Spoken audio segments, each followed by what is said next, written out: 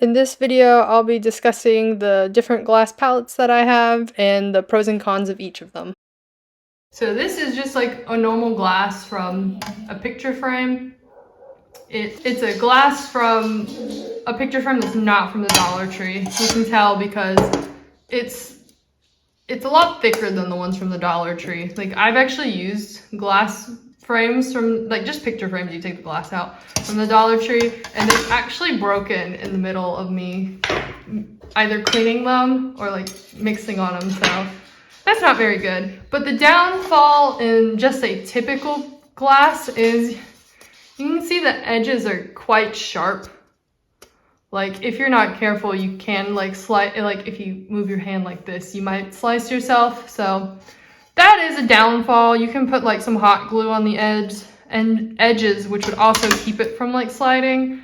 What I like to do is I like to prepare a canvas panel that's the same size and just kind of sit it on top. And you can either glue it to it and then just take it around forever, and that's pretty good. The canvas panel is slightly bigger, so you're not really hurting your fingers on the edge, but I don't a lot of times glue them because I'm working on so many projects at once that I just usually just take this off and then we'll just put another one on here. So that's my first option. It's definitely the cheapest one and the most freely available one. I definitely recommend it, even with some of the drawbacks being like the sharp edges, and you have to like prepare the back kind of. But all in all, I think it's the best way for any new person to paint. Now the second one is pretty much the same thing, but it's a specific glass. I will link it below, but it's a glass from Walmart. It's just a picture frame from Walmart, but this one in particular, and I only found this by accident. So the reason why this one's better, it's $3, almost for pretty much any size. I'll link it below. But it's like $3. The thickness is about the same, but it's kind of hard to tell. But these edges are, you can hear it. They're rounded, they're safe. You don't cut your finger on them, which is really cool. So that's like the main drawback of the first one. Essentially, it's the same price too. I just consider it a different one because it's a very specific frame. Or specific glass. I have never seen a glass like this before from just a regular picture frame. But also, the second thing, and this is how I found it, was I like to use picture frames to frame my canvas panel pieces of art. And so this doubles as a frame for your canvas panel art, and you get a palette from it. So just for example, this is the same size glass. This is the glass that you pop out, and essentially you just put your picture on here, and then you put the glass, you pop it in. That's how it works. You pop it in, you pop it out, and so the back looks like this. But yeah, so I 100% recommend this because you get a frame for your canvas panel piece, and you get the really safe edged glass palette, and it's very scratch resistant. I don't see any discernible scratches. It is one of my newer glass palettes that I use, but it's not, I guess it's scratch resistant, so it's pretty good. So this is the second alternative. Essentially it's the same as the first, but it's more specific.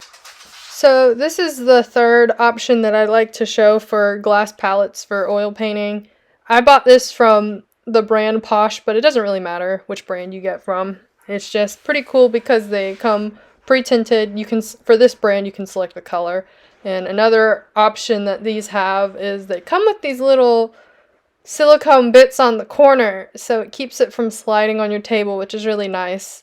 And I actually yanked this off the corner. I didn't realize they were glued on. I thought I was going to have the brilliant idea of putting them on my other palettes, but yeah. But that's not a downfall for this product because it didn't just fall off. I definitely pried it off, so don't take that away from this product. And also, while this is glass, the back isn't made for painting on, which is okay, but it's very thick, so you don't have to worry about breaking it, which is really nice. But my major complaint with this is this product costs like $30 or $40, depends on which size you get. And it is so prone to scratches. And it's just kind of frustrating because on the packaging, it does say, don't let any paint dry on this because it'll scratch if you try to scrape off the paint. But I was very cognizant of that fact, and then just the first time I ever used it with both of the palettes that I own, just mixing with the palette knife was enough to scratch it, and it's just so susceptible to scratches, which is why, I'm not sure if you can tell, but the middle's scratched up, but the outside edges are not. So that is something to consider if you're thinking about buying like a pre-set up palette like this. And here is a close-up clip that I shot earlier. You can even hear the scratches on the palette, and it's just from the palette knife, and you can tell because it's in the middle of the palette. You can hear it. Hold on.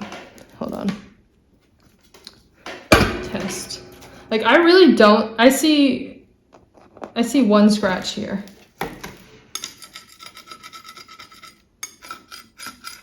You can hear that one scratch. Sounds pretty good for the most part.